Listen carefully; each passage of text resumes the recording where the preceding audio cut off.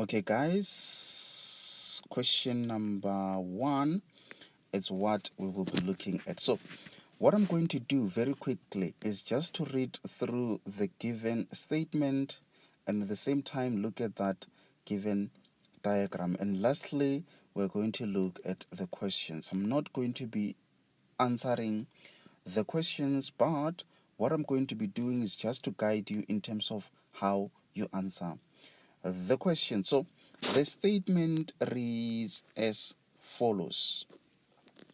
In the diagram below, P being a point having the coordinates 3 and 0, there is P. Q having the coordinates negative 3 and 2, there is Q. R, where is R? R is there. And S having the coordinates 2 and negative 3 are 4 points in the Cartesian plane. Makes sense. You just need to be aware that you've got a point being P, which lies on the x-axis on the positive side. That is why you're having positive 3 and 0. 0 because it lies on the x-axis. So on the x-axis, obviously you can see that y is 0. You also have a point Q which lies in the second quadrant, R in the third, S in the fourth. Very, very much important, ladies and gentlemen, on that one. So I think very quickly, let's try to have a look at the questions and see how far we can go. I think the statement, it is represented diagrammatically. So this is what I'm going to do. Let's roll down and then we look at the questions. So let's see. The first question says calculate the gradient of PQ. Where is P? Let me quickly do that. There is P and there is Q. It has to be an easy question considering that it is allocated 2 marks. You just need to pull out the gradient formula and you substitute. Remember, analytical geometry, it's a game of two things. We know that the gradient formula says change in y over change in x. So from these 2 points, you will know what is your x value, what is your y value. But most importantly, this is how I used to do it. Sometimes one would ask and say, which ones are going to be the y2, y1, x2, x1? So between letter P and Q, which letter comes first? The letter that comes first, then you have your x1 and your y1. The letter that comes second is your x2, y2. So it's easier when you work it out that way because you remain consistent and you won't get confused when you continue with some other questions. So that's how you work out that question. So let's quickly jump on to 1.2, which says determine the equation of line RS. Where is R? Where is S? There is R and there is S. So now they are saying determine the equation of line RS, which is parallel to line PQ. Very, very much important. Don't get confused. They are talking about a line of RS. So from R to S, this is the line that you need to determine. And they're saying that line is parallel to that line. And we know something about parallel lines. So that means the gradient of line PQ is equals to the gradient of line RS. Let's say, as an example, we got -2 as the gradient of a PQ. So automatically the gradient of RS is also -2. So already you have y, which is equals to -2 being the gradient x plus C.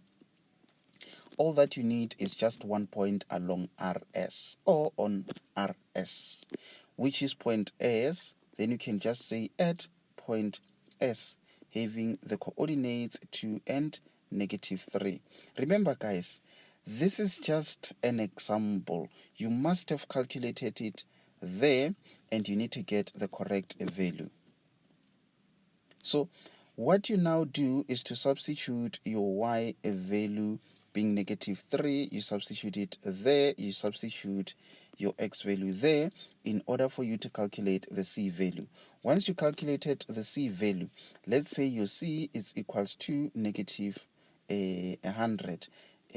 Obviously it won't be a negative value because it cuts the y-axis on the positive side. Maybe let's be realistic and say positive 100, just as an example. So that means the equation of that line is going to be y, which is equals to -2x plus 100. That's how you score yourself full marks for that question. So I think I've given you enough information for you to work it out. So I'm just going to remove all of that, and then from there we jump on to the next question. So just make sure, honorable members, that you do those calculations and you know the exact values. In that way, you will be able to find sensible answers, which will enable you to continue and move on to the next question. So let's see.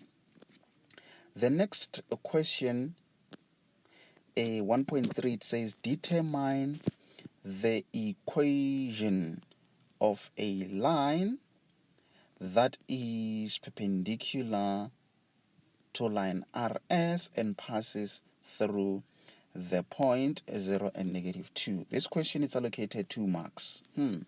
Might be a bit tricky, but most importantly, they are saying you need to determine the equation of a line.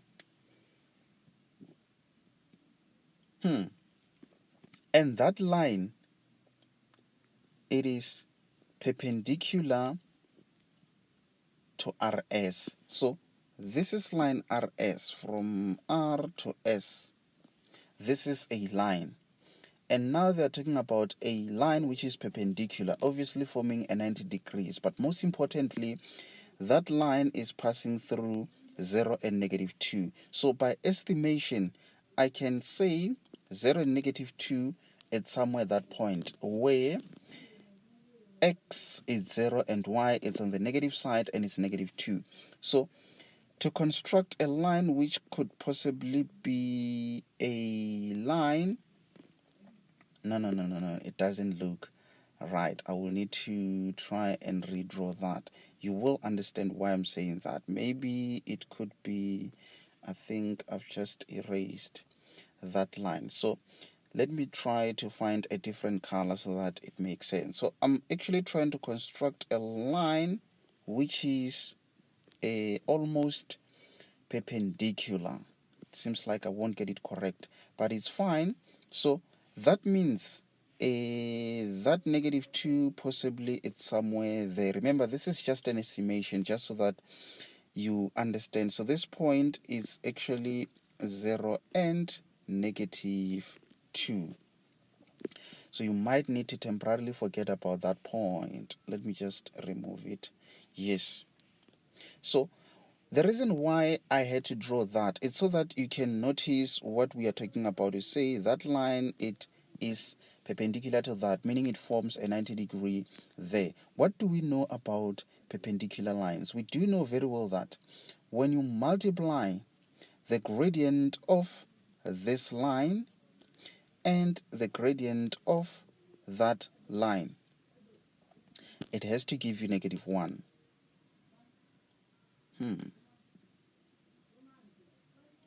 So that means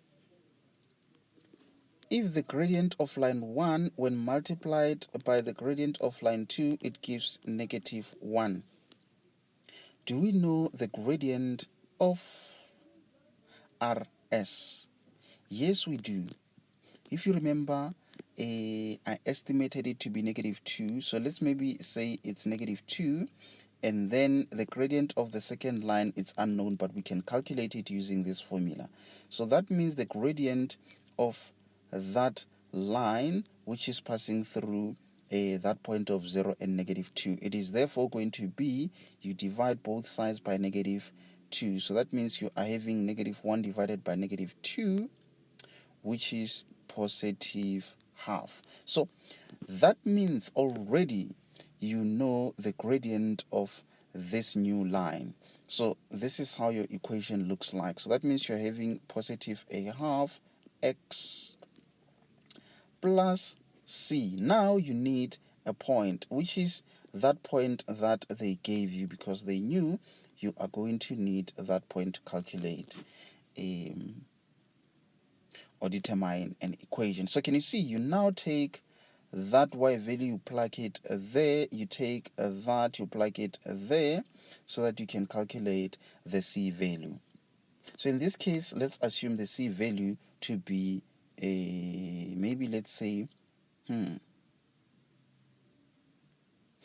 we might not even need to assume. I just noticed something. It is going to be -2. Why? Because already c refers to the y-intercept, and we already know that. Which explains why this question, it's actually allocated less marks. So that means already, even if you do calculate, you will end up having something similar to this. Y is equals to whatever the gradient that you calculated with the correct values. Your y value, it will end up being, your c value, it will end up being -2. You can either work it out just like I've explained there, or you can straight away notice that actually we are given the y-intercept, which is -2. Someone might be wondering, in which case are we going to know that we need to do an observation or take it from the given information? So if a point lies inside a quadrant, that means you will need to definitely calculate, because you are trying to calculate the y-intercept. In this case, the y-intercept is given. How do you know is the y-intercept? It is because of that being 0 there. That's how you know it is the y-intercept. But if it wasn't 0 but just any other number, then you know it falls inside the quadrant. So I think I've given you enough information on that one. So I might need to just quickly remove all of these and we jump on to the next questions. Ladies and gentlemen, just make sure that at all the times you pay full attention, and most importantly, do not start by solving these problems without you watching a lesson where I do an introduction, because it explains all that you need to be aware of regarding all of this. So just make sure that you watch an introduction, and then afterwards you can try this question. So let's see. The last question being a 1.4. Calculate the length of PS. Leave your answer in SAT form. The length of PS. Examiner won't say the distance, but it's in most cases where they say the length. You just need to remember that when it comes to the length, you can use the distance formula. Mathematically, length and distance refers to one and the same thing. I'm pretty much sure that you do know the formula. It's either you are given on your formula sheet, but just make sure that you know it by heart. You know what's inside. X2 minus X1, Y2 minus Y1. Most importantly, the distance of PS. Where is P? Where is S? There is P and there is S. Meaning your final answer will be in a form of a square root. Do not write it as a decimal, but leave it as a square root. Very, very much important, ladies and gentlemen, on that one. So I think you now have an idea of how to work out that question. So, ladies and gentlemen, I do thank you very much for joining. Let me make sure that I sign out. So guys, my name is Desmond and I'm out.